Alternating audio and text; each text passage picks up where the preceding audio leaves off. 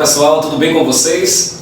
Bom, vamos continuar o nosso curso de metabolismo, integração e regulação metabólica. Eu sou o professor Wesley e nossa aula de hoje é via das pentoses fosfato, via alternativa de oxidação da glicose. A glicose, então, quando adentra o seu corpo, as suas células, dependendo do seu estado nutricional, dependendo da necessidade fisiológica, a glicose então pode ter caminhos diferentes. Ela pode ser oxidada na via glicolítica, na glicólise, como nós vimos, para formar piruvato, tá? Mas também essa glicose pode ser utilizada por outras rotas metabólicas, né? Como por exemplo, a exemplo disso aqui, ó. Veja, eu posso ter glicose então, quando eu estou no estado nutricional bem alimentado, posso utilizar boa parte da glicose para adentrar o fígado, gerar glicose 6-fosfato e essa contribuir na formação do glicogênio. Mas também eu posso utilizar a glicose para produzir lactose. Pode ser utilizado a glicose, então, para ser oxidado na via glicolítica. Ou pode ser utilizada a glicose no estado nutricional adequado, logo depois que você se alimenta, pouco tempo depois, para a síntese de lipídios. Nós agora nessa aula vamos falar como eu posso também utilizar a glicose para produzir açúcares dos ácidos nucleicos DNA e RNA. Por isso que eu vou chamar de via alternativa, uma via de certa forma alternativa da oxidação da glicose. Ela pode oxidar pela glicólise, mas ela pode ter uma via alternativa de oxidação também, pela via das pentoses fosfato. Atenção, pessoal, vocês lembram muito bem que eu acho que eu venho batendo nesse assunto, essa é a via glicolítica. Essa via glicolítica ela se manteve no decorrer da evolução intacta. Boa parte dos micro-organismos, ou todos os micro-organismos, pelo menos o que nós conhecemos, eles conservaram essa rota metabólica. Por que eles conservaram? Já venho batendo muito nessa tecla. Porque é uma rota metabólica indispensáveis para outras rotas, seja anabólica, produção, ou seja catabólica, degradação. Então eu tenho que entender uma base, ter uma base muito pequena, do que seria a via glicolítica, que é a glicose sendo oxidada e produzindo 2 piruvatos. Com isso, eu tenho coenzimas reduzidas como NADH e produção de 4 ATP. Só aproveito 10% dessa energia que está nas ligações para a produção de ATP a nível de substrato. Mas, interessantemente, ela é importante para a produção de ATP rápido? Sim. Mas ela é importante para outras rotas metabólicas. É isso que eu quero que vocês compreendam o macro. Tá? Veja, nós vimos na aula passada também isso aqui, ó. Quem pode contribuir, né, com a glicólise? Existem vários monossacarídeos como a lactose, manose, glicose não fosforilada, frutose, glicogênio, amido, que contribuem diretamente com a glicose. Por isso nós também falamos que é uma via tributária, são as vias tributárias da glicólise, porque contribui muito bem. Mas nós temos também uma outra via que utiliza da glicose 6-fosfato, que foi produzida inicialmente na glicólise. Em vez dessa glicose 6-fosfato que foi produzida, seja ela por lactose, frutose, glicogênio, não importa como ela foi produzida, não importa. Mas gerou glicose 6-fosfato, eu posso descer a via glicolítica gerando piruvato, mas também eu posso utilizar essa glicose 6-fosfato para outros fins, para oxidação na via das pentoses fosfato, que nós vamos ver aqui agora. Veja, que interessante. Já pararam para pensar como são formados os açúcares dos ácidos nucleicos? Os ácidos nucleicos, gente, são açúcares na sua essência. Os ácidos nucleicos têm o açúcar, por exemplo, RNA tem a ribose. O DNA tem a desoxirribose, cuja diferença bioquímica é que no carbono 2 da ribose tem uma hidroxila. No carbono 2 da desoxirribose só tem um hidrogênio. Por isso que o RNA é bem estável, Porque essa hidroxila aqui tem um par de elétrons, ou 2 pares de elétrons não ligantes, que pode fazer ataque nucleofílico, que nós já vemos falando a respeito disso. Eu não vou entrar nesse detalhe porque não cabe a essa aula nesse momento. Então esses 2 açúcares é componente básico para quem? Os nucleotídeos, que vão dar origem a quem? Aos ácidos nucleicos. E eles são produzidos pelas vias das pentoses fosfatos. Não tem outra via para produzir, a não ser essa. Por isso que, quando vai produzir nucleotídeos, a via glicolítica, de uma certa forma, é importante, ao menos no início dela, quando transforma glicose em glicose 6-fosfato. Porque é a partir dessa glicose 6-fosfato que vai direcionar a glicose 6-fosfato para a via das pentoses fosfatos, gerando então esses açúcares indispensáveis para a formação de nucleotídeos e, consequentemente, de ácidos nucleicos. Assim, o objetivo da via das pentoses, pentose vem de 5, tá, gente? Então é um açúcar, um monossacarídeo fosforilado, tá? Então o objetivo das vias das pentose fosfato é, primeiro, já vou falar logo os objetivos, no instante eu explico como é produzido, tá? Produzir NADPH reduzido. Olha, uma nova coenzima que nós não falamos ainda. Nós vamos detalhar a respeito dessa coenzima na instante. Esse NADPH é nicotidamida, adenina de nucleotídeo fosfato reduzida. Ela é diferente de quem? Do NAD. Há uma diferença, apesar de ambas serem coenzimas, ambas pegarem hidrogênio. Então, o objetivo é, primeiro objetivo, produzir o NADPH. Qual a função desse NADPH uma vez produzido na via das pentoses fosfato? Simples. Síntese redutoras, como a síntese de ácidos graxos e colesterol. Então, quando você se alimenta bem e boa parte daqueles nutrientes são convertidos em lipídios, seja em carboidratos ou proteínas, que o seu excesso pode ser convertido em lipídios, para a produção de ácidos graxos e colesterol, há necessidade de reduzi-los, dar esses componentes hidrogênios, tá? Reduzindo. E quem vai dar esse hidrogênio é o NADPH. O NADPH, então, do jeito que ele está reduzido, ele vai oxidar, dando esses hidrogênios para quem? Para contribuir na formação de colesterol e de ácidos graxos. Olha a contribuição aí, ó. Não tem como fazer síntese de ácidos graxos sem a presença de quem? NADPH, que vai reduzir. E ele é produzido aonde? Na via das pentoses fosfatos. Outra função, reação de proteção contra compostos oxidantes. Gente, a todo momento nas hemácias, oriundo do metabolismo, é gerado peróxidos. A exemplo, o peróxido de hidrogênio nas hemácias. E isso, de uma certa forma, danifica a membrana plasmática das hemácias, fazendo com que as hemácias, então, a célula acaba morrendo. Para evitar essa oxidação desses lipídios que estão na membrana plasmática das hemácias, porque está produzindo grande quantidade de peróxido nas hemácias, é utilizado quem? O NADPH para reduzir esses peróxidos, gerando água, que é um componente que não vai causar nenhum problema de geração de radicais livres. Isso nós vamos ver neste instante também. Produzir as riboses. Que riboses, Wesley? As riboses, desoxirribose e a ribose, componentes do DNA e do RNA. Então veja, o objetivo básico das vias das pentoses fosfato são produzir NADP reduzido e produzir riboses, cada um com a sua função. E nós vamos ver agora como cada um então é produzido. Olha como é simples. Também a partir das riboses é produzido coenzimas. Lembra que nós falamos que as coenzimas também ela tem açúcar na sua composição. Diferenças marcantes? Quais são as diferenças marcantes entre a via da glicolítica, entre a glicólise e a via das pentoses fosfato? Há uma diferença marcante? O que eu sei que tem em comum é ambas as vias oxidam a glicose. Ambas as vias. Mas o que tem de diferente? Existem diferenças?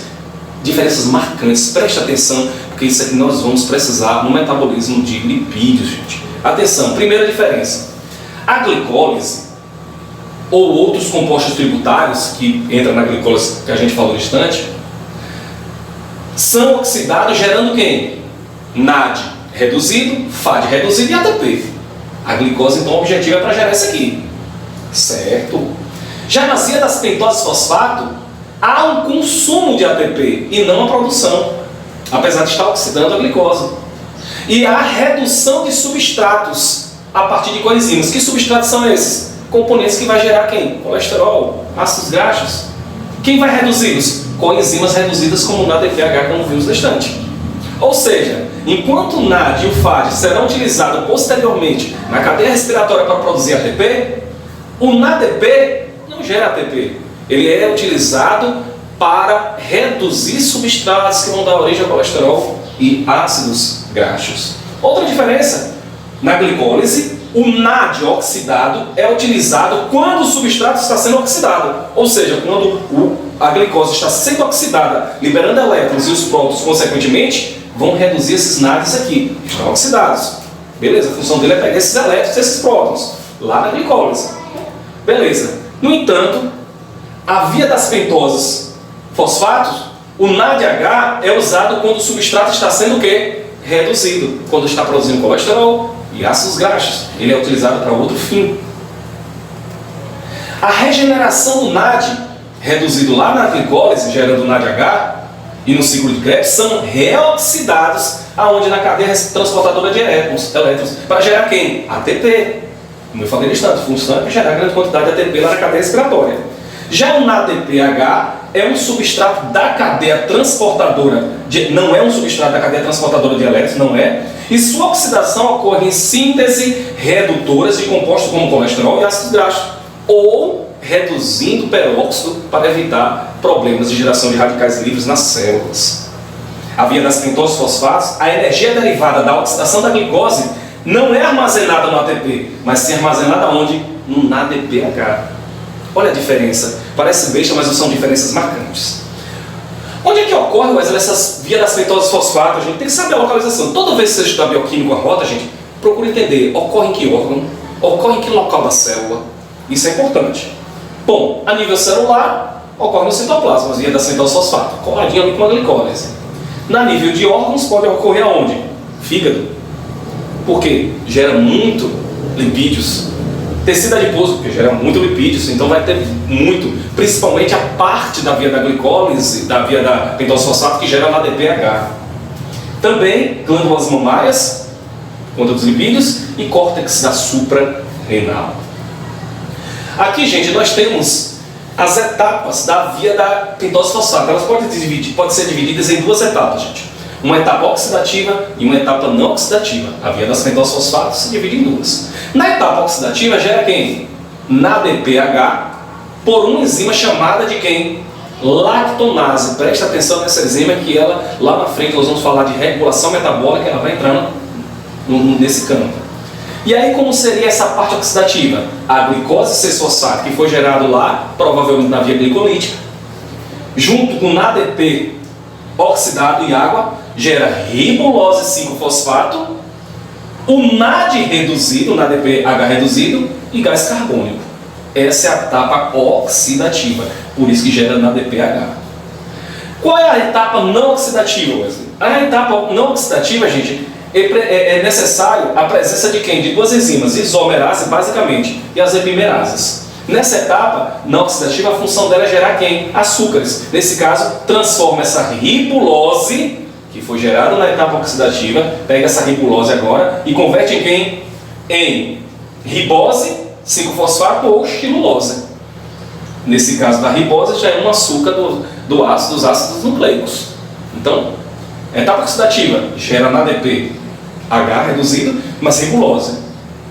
Na etapa não oxidativa, pega essa ribulose e converte em quem? Em açúcar para dar origem aos nucleotídeos e ácidos nucleicos. Muito bem. Não esquece isso aqui, ó. A via das pentoses fosfato utiliza-se de quem? Da glicose 6-fosfatos. Mas toma cuidado que nós vamos falar a respeito no instante de dihidroxacetona e gliceraldeído. Lembra que esses dois são componentes gerados aonde? Na via glicolítica. Cuidado, não vamos falar deles no instante. Atenção. O que acontece? Vamos falar primeiro da etapa oxidativa, como é que ocorre. Rapidamente aqui, bem simples, precisa decorar. Glicose 6-fosfato, pegou lá da via glicolítica. Uma enzima chamada, olha o nome da enzima, não esqueça essa enzima, hein? Glicose 6-fosfato desidrogenase oxida essa glicose 6-fosfato e já gera quem? NADPH. O produto final é essa glicona aqui, 6-fosfato. Lembra que essa reação química está em equilíbrio químico, uma pode ser convertida em outra. Mas, no entanto, na sequência, essa glicona aqui, por uma lactonase, essa via é direta, não tem como reverter, tá? Com a presença de água gera quem? 6-fosfogliconato. 6-fosfogliconato. No momento que forma 6-fosfogliconato, não pode voltar mais à via das pentose fosfato. Esse 6-fosfogliconato, olha o que vai acontecer de novo, por uma enzima chamada 6-fosfogliconato desidrogenase, oxida essa molécula, gerando mais um ADPH. Gerou aqui, aqui. E com isso produz quem? Ribulose 5-fosfato, acabando aqui a via oxidativa. A partir dessa ribulose 5-fosfato, eu posso então, através de duas enzimas, epimerase e isomerase, entrar na etapa não oxidativa, que é essa aqui, ó. A etapa não oxidativa. Ah, não esquece que isso aqui pode ter vindo da glicose, tá? A etapa não oxidativa, ó. Epimerase pode gerar xilulose e uma isomerase pode gerar quem? Ribose 5-fosfato. E essa ribose pode ser usada para produzir quem? Nucleotídeos, que vai dar origem aos ácidos nucleicos. Muito bem. Elas também, se não forem utilizadas, elas podem ser convertidas, porque cada uma tem 5 fosfato ou 5 carbono, pode gerar compostos com 7 carbonos, ó, mas está em equilíbrio químico. Esses compostos de 7 carbonos aqui, ó, poderiam ser gerados quem? Gliceraldeído 6-fosfato com 3 carbonos e um com 7. O cetotululose. Esse composto e esse foi gerado a partir de quem? Da xilulose e da ribose. Poderia gerar esses dois. E essa gliceraldeído 3-fosfato, ele pode muito bem ir para onde? Para a via glicolítica. Porque na via glicolítica tem gliceraldeído 3-fosfato, não tem? Vamos voltar aqui? Gliceraldeído 3-fosfato. Então ele pode abastecer quem? Ele pode abastecer a glicólise quando necessário. Mas esses dois compostos também podem dar origem a quem? A frutose, que também faz parte da glicólise. Pode dar origem a outros tipos de carboidratos, pode dar origem de novo a gliceraldeído 3-fosfato aqui, ó. Pode dar origem à frutose, enfim. A via não oxidativa é uma interconvenção de carboidratos, gerando carboidratos diferentes. E dependendo da necessidade do organismo, vai utilizar esses carboidratos. No caso do gliceraldeído pode ser utilizado na glicólise, se necessário for. Tá? Quando não, utiliza a ribose para construir DNA. E o que eu quero falar para vocês é o seguinte: imagine uma situação em que você acaba de se alimentar e seu corpo agora está começando a produzir lipídios, seja no fígado ou no tecido adiposo. Se ele está produzindo lipídios, seja no fígado ou no tecido adiposo, ele vai precisar de grande quantidade de quem? De NADPH, porque eles vão reduzir e produzir esses lipídios. Então, sua etapa oxidativa vai estar todo vapor da via das pentoses fosfatos, produzindo muito NAD reduzidos. No entanto, quando é gerado nessa etapa oxidativa, quando é gerado grande quantidade de NAD que vai ser utilizado lá, o problema é que o produto aqui, que é essa ribulose, vai ter que ir para a via não oxidativa. E lá na via oxidativa, você está gerando quem? Ribose. Mas às vezes seu organismo não está precisando mais de ribose para produzir ácidos nucleicos. Vai jogar isso fora? Não. Seu corpo reaproveita. O que é que ele faz? Converte essa ribulose e essa xilulose em gliceraldeído 6-fosfato ou frutose. E abastece a via glicolítica para não parar a glicólise. Mas às vezes, seu corpo está precisando de quem? Fazer divisão celular, grande quantidade. E aí você precisa de muito ribose para fazer muito nucleotídeo, DNA, porque o DNA está se replicando. Aí o que é que acontece com o seu corpo? Vai fazer a parte não oxidativa que a gente viu no instante, produzir vários NADs, tudo bem, vai produzir. Só que a ribulose produzida lá vai ser convertida em ribose porque é necessário. Logo, eu não vou ter grande quantidade de gliceraldeído nem frutose para abastecer a via glicolítica. Então tudo depende do seu estado fisiológico. Digamos que você está com um problema sério de geração de compostos oxigenados, né? Compostos oxigenados, como água oxigenada lá nas hemácias. E você tem que reduzir essa água oxigenada em água. Então você está precisando de grande quantidade de quem? De NADP, como proteção, para reduzir e gerar água, para não ter geração de radicais livres, nem danificar a membrana plasmática das hemácias. Então tudo é uma questão de você pensar nessa necessidade. Aqui é a via glicolítica geral, esse slide está disponível, você pode dar uma olhada depois, com calma, para olhar aqui ela como um todo. Então, o NADP como poder, o NADP como reservatório de poder redutor, como é que ele faz isso? Gente, existe uma enzima, um tripeptídeo chamado glutationa. Essa glutationa, ela pode estar em dois estágios, ativa ou inativa. A ativa, ela está reduzida, está com 2 hidrogênios, ó. Inativa é quando ela está o quê? Sem o hidrogênio e um enxofre se liga com o outro. Olha o que pode acontecer. Quando ela está inativa, está vendo os 2 enxofres se ligando? O que é que pode acontecer com essa glutationa? Ela pode ser o quê? Ela pode ser, olha, está reduzida. Ela pode ser reduzida pelo NADPH. NADPH doou quem? Doou os hidrogênios para ela. Ela estava sem o hidrogênio e passou a estar agora com o hidrogênio. Então, quem transforma ela de inativa para ativa é o NADP. O NADP vê que ela está com o enxofre se ligando com o outro, doa os hidrogênios para o enxofre, fazendo ela se tornar uma glutationa reduzida e ativa. Aí você pode perguntar, para que isso, Wesley? Simples, meus amigos. Veja o que acontece. Digamos que está gerando muito peróxido de hidrogênio nas hemácias.